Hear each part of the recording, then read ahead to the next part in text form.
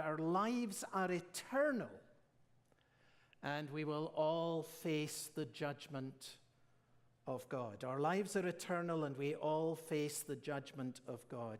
He speaks about the resurrection of the dead and the eternal judgment.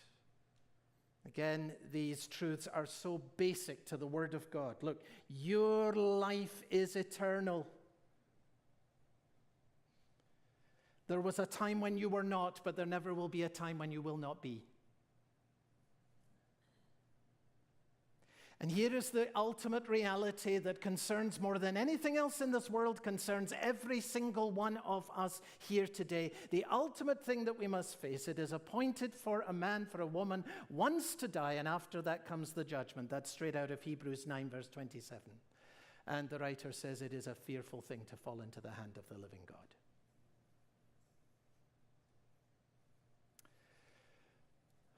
I've found, and I expect you've probably noticed this too,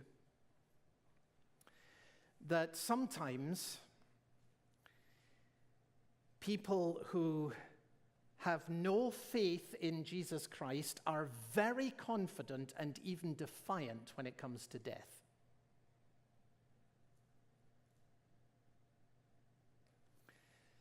The problem for the sinner does not lie in the act of death itself. The problem for the sinner lies in the resurrection. In this ultimate reality that every single person that has ever lived will one day appear before the judgment throne of God.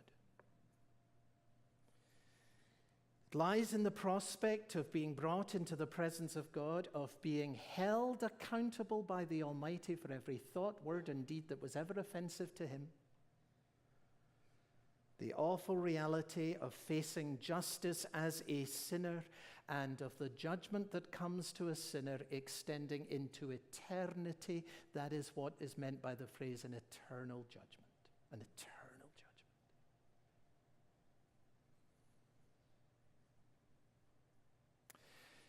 Now, when that gets settled in your mind, that is the reality that every one of us faces,